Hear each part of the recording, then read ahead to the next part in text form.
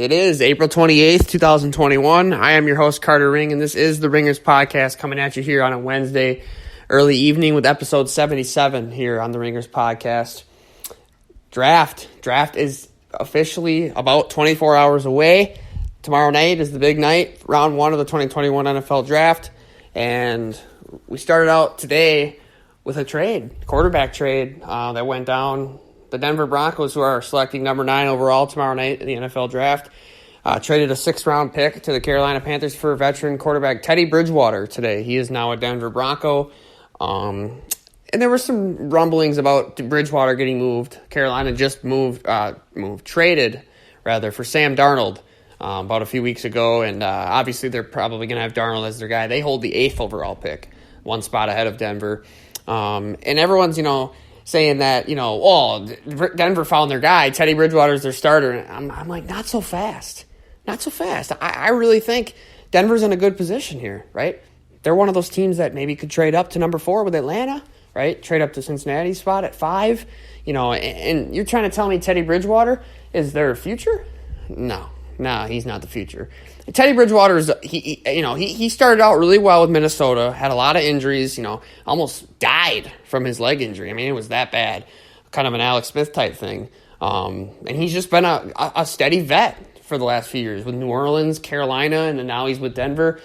Teddy Bridgewater is one of those guys. He's not your long-term solution. If Denver and John Elway and them had a chance to get one of those top guys, Trey Lance, Justin Fields, I don't know how high they are on Mac Jones, but I would imagine that if Jones is there, go with the upside, right? All three of those guys are better options than Drew Lock, right? And Teddy Bridgewater is one of those guys. He's like a Jameis Winston, Cam Newton, Andy Dalton, Marcus Mariota. He's just one of those steady vets that can play in a pinch in an emergency situation, right? They're not going to kill you, but they're not going to put you over the top, right? They're just going to have you at the type level, right? But Teddy Bridgewater, say what you want. He's just a vet at this point. He's a steady vet who can start and is probably best suited as a backup, right? But he started for the Panthers last year, and they were just right? So Denver's got a lot of weapons on that team, right? Teddy is obviously right now, if the season started tonight, he would be the starter, right, over Drew Lock. But you can't tell me that Denver at that 9 spot is not sitting there looking and saying, if Justin Fields or Trey Lance or maybe even Mac Jones slips to us, I think Jones is going to the Niners. I think it's a done deal, right? There was a tweet just put out 20 minutes ago by Ian Rappaport that the Niners have made their selection, their guy. They won't reveal it, obviously, but they're going to keep it quiet. I think it's Mac Jones. So I think there's a chance, at 5, you got Cincinnati. They have Joe Burrow. They're not taking a quarterback. Miami at 6 with Tua Tagovailoa. They're not taking a quarterback. The Lions just traded for Goff. They're going to give him a chance, so they're not taking a quarterback. The Panthers at 8, I see some mock drafts with them taking a quarterback. They're not taking a quarterback. Sam Darnold is their guy. They just traded Teddy Bridgewater away, right? Got Sam Darnold, right? And there's talks about New England trading up to the 8th spot and the Panthers moving back to 15. So Sam Darnold, they're going to give him a chance with those weapons in Carolina, right? With Joe Brady and Matt Rule. I was blanking on the head coach in Carolina, Matt Rule, going into his second year. So I look at Denver and I'm saying, there's a chance that Trey Lance or Fields, one of those guys, slips, right? You can't tell me that John Elway wouldn't go ahead and take a chance on the future, right? Trey Lance, Justin Fields, one of those two guys could be your future for the next, decade or so, if it all goes well. Teddy Bridgewater ain't playing for another decade. He's probably playing for another, as a starter, maybe a couple more years, but as a backup, maybe 3 to 4, right? He's not. He could be retired in 4 or 5 years. So Teddy Bridgewater is not your long-term solution. Trust me. Denver's got a good football team. They got a really strong roster. I mean, I look at their receiving weapons: Jerry Jeudy, Cortland Sutton, KJ Hamler. They got Noah Fant, Melvin Gordon running the ball. They got a solid offensive weapons, right? And if they build that offensive line, you look at the defense, right? Still got Von Miller. They signed Kyle Fuller, Ronald Darby, right? But Denver sits at that 9 spot. There's been a lot of talk. Do they take a corner? Do they look at Patrick Surtain from Alabama? Do they look at Micah Parsons? Do they look at a tackle? Do they go quarterback? If I was the Denver Broncos and one of those two, Fields or Lance, fell to me, I'm taking them. I'm taking a quarterback, absolutely. Teddy Bridgewater can come in. If he has to start week 1, okay, that's fine, right? Vic Fangio and John Elway, they wouldn't be too mad about that. If Teddy Bridgewater has to start week 1, that's absolutely not a bad thing, right? But let the rookie sit behind him for a year or half a season and then put Lance, let's say it's Trey Lance, let him go play, right? You don't listen. Teddy Bridgewater's not stopping you from taking arguably one of the best quarterbacks in this draft, if it's Trey Lance, let's say, right? If he falls, you take him, right? Because what's the worst case scenario? He sits for a year? That could benefit him, learning from Teddy Bridgewater and a veteran, right? And Drew Lock, this is it for him, I think. If by them trading for Teddy Bridgewater, that just shows that, all right, they're out on Drew Lock, right? They're out on him, and Drew Lock's one of those guys I think can be a backup the rest of his career. He's not a starting caliber quarterback in this league, and Denver knows it, and that's why they traded for Teddy, and I would not be shocked if they took a quarterback tomorrow night in the first round of the NFL draft. So, kind of some big news in the NFL that just hit about a couple hours ago. Teddy Bridgewater is no longer a Panther. He just got moved to the Denver Broncos. First round of the draft tomorrow night. Obviously we know the first two picks. We know Trevor Lawrence is going one to Jacksonville. We know we're 95% sure that Zach Wilson's going number 2 to the Jets. And at 3, I'm like 85, 90% sure at this point that Mac Jones is going to San Francisco. I think Kyle Shanahan's in love with Mac Jones. I would not have told you this a month ago. No way. I would have said, when they made this trade a month ago, I would have said, this is for Justin Fields. No, not even close. And then I hear Mac Jones. And I'm hearing this from Todd McShay, Mel Kiper. These guys are Ryan Wilson, Pete Prisco. These guys are trusted sources in the draft process, right? Brian Broaddus. These guys know their stuff. So I listen to these sources, and they're telling me that Mac Jones is going, and they're pretty sure. I'm taking their word for it, right? Now, they said there was some intrigue with Trey Lance, but reports came out about an hour ago that Niners have made their decision. I think it's Mac Jones. You look at 4. The draft really starts then. If it is Mac Jones at 3, the draft really starts at 4. What will the Atlanta Falcons do?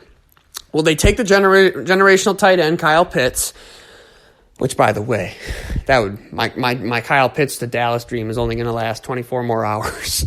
It's sad. Let me have fun. But anyways, Kyle Pitts, do the Falcons take him and add to that offense with maybe Julio Jones with an asterisk, unless he gets moved? That was episode 76 on the Ringers podcast. Julio Jones maybe on the move. Teams are calling. And Calvin Ridley, right? Do they stand pat and take him? Do they take a quarterback? Justin Fields, Trey Lance, right? Matt Ryan, another guy. Still a serviceable, good quarterback in my opinion. How much longer does Matt Ryan want to play? How much longer does he have in Atlanta? Or do they trade out? Right, with a team that wants to come up, maybe a Chicago, Washington, New England, right? Maybe Denver goes up to get a quarterback, right? And then you look at 5, Cincinnati's going to go chase Rasul. You got the Dolphins, they're going to take a skill position player. If Pitts is there, somehow they're going to take him, I'm sure. Lions, skill position. Panthers, probably skill position or O-line, right? And then I look at Denver, quarterback. That's where it could get dicey. And then Dallas is a team that's probably going to go defense. Obviously unless Kyle Pitts falls, which he won't. But this draft is intriguing. I'm very excited for tomorrow night. I've been waiting months and months and months. I've watched hundreds of mock drafts. I've done a few myself, and I enjoy the whole draft process. It's a really fun, especially month of April leading up to the draft. I love mock drafts. But at this point, everybody's just sick of all the talking, all the projections, all the mocks. Let's just get to the business. Let's see what unfolds tomorrow night in round 1 in Cleveland. I'm so excited to see Commissioner Goodell in person with these players. It's a big moment. It's a big night for these guys. They worked so hard for this moment, and they've earned it, and they deserve to walk across the stage and shake hands, give a hug to the commissioner, and get their jersey and get the picture taken in front of the fans. It's awesome. It's just awesome to see 32 players get selected tomorrow night.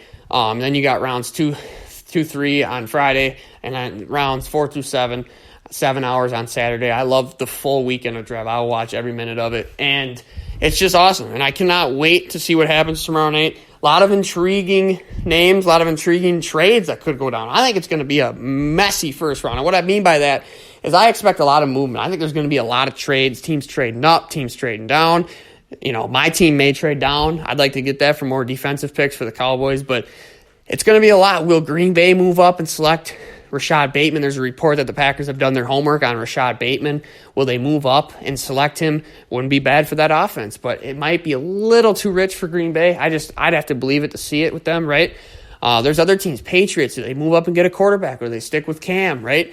How far will the Heisman winner Devontae Smith fall? There's so many headlines in this draft.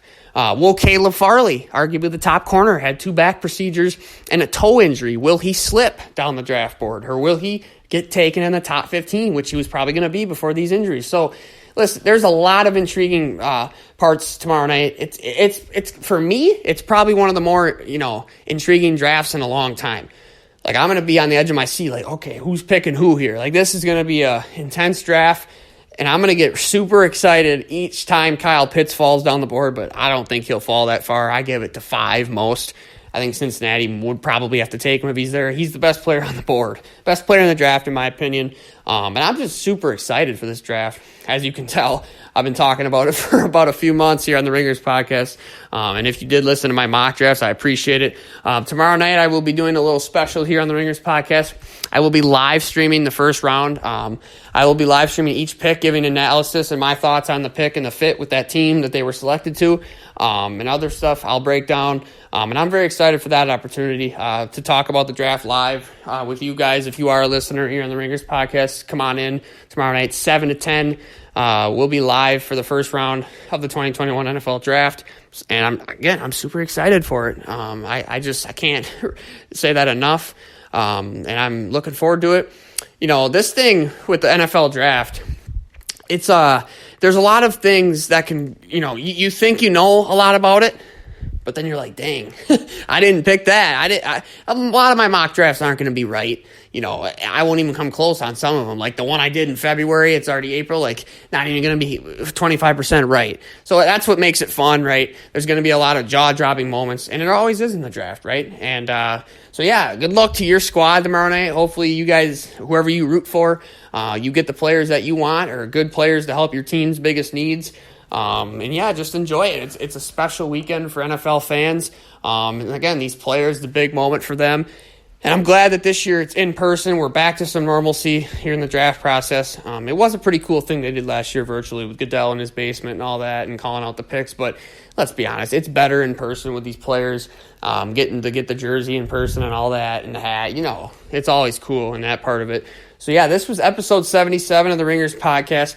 Keep an eye on Denver Broncos. Just traded for Teddy Bridgewater, but why I think they will not hesitate to take a quarterback if they fall to him at 9 tomorrow night in the first round of the NFL draft.